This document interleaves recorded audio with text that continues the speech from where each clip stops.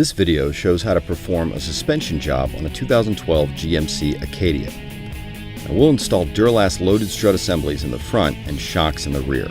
Now you can do this job at home with hand tools. For this job you'll need a torque wrench, you can borrow that from AutoZone through Lug Nuts To, a 21mm combo wrench, 18mm combo wrench, a screwdriver, a mallet, a 1/2 inch ratchet, a 3/8 inch ratchet, a 1/4 inch ratchet, a 21mm socket for a 1/2 inch, a 24mm socket for a 1/2 inch, a 22mm socket for a 1/2 inch, an 8mm deep socket for a 1/4 inch, a 1 1/2 extension for a 3/8, a 15mm deep 3/8 socket, some adjustable pliers, and some safety gloves and glasses. You'll also need a good hydraulic jack, some jack stands, and wheel chocks.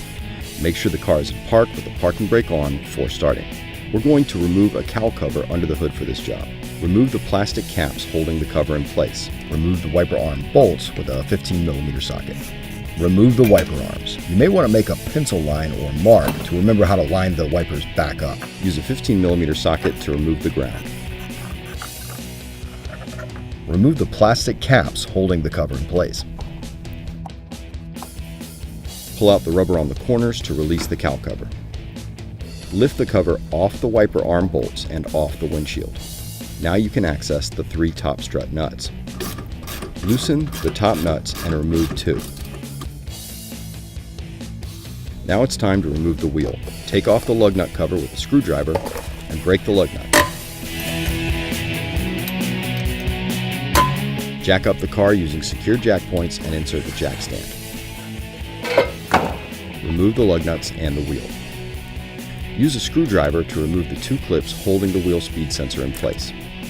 Use an 18mm wrench and an 8mm deep well socket on a 3/8 ratchet to disconnect the sway bar link. Take the hydraulic jack and put it under the knuckle. Raise the knuckle to remove the sway bar link. Now the bottom bolts are splined, so you'll need to loosen both bottom nuts to the end of the bottom bolts with a 24mm socket, then use a mallet to knock the bolts out. Hit the bolt end with the nut still in place to start, then remove the nut, then tap the bolt further. You may need to adjust the jack here to create the best angle for getting the bolts all the way out.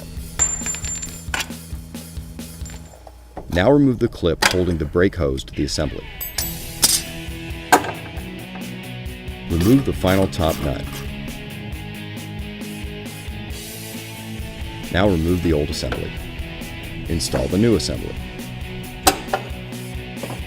Install the top nuts and tighten.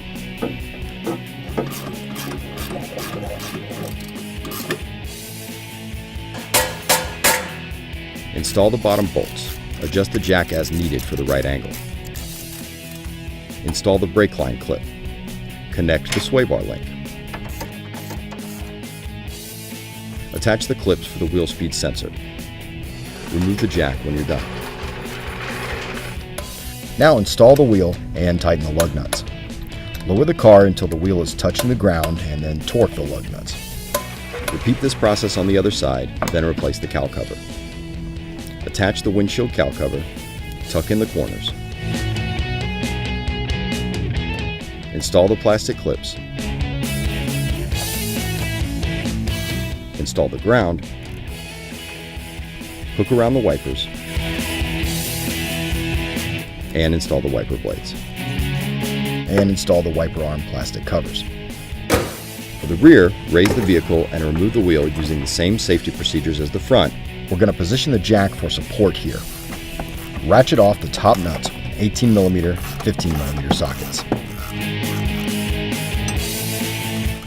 Use a 21mm to remove the bottom bolt. Remove the shock. Now, this may take some help from a mallet. Note the position of the metal bushing. Face the metal side towards the lower control arm when installing. Install the shock. You may have to tap it in place with the mallet. Insert the top bolt. Tighten the top nut on the top bolt. Use the jack to adjust the height and help line up the installation. Install the bottom bolt and nut.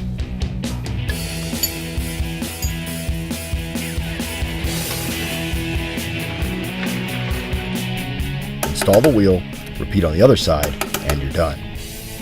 Now, we recommend going for a test drive, getting the alignment checked, and enjoying your new suspension.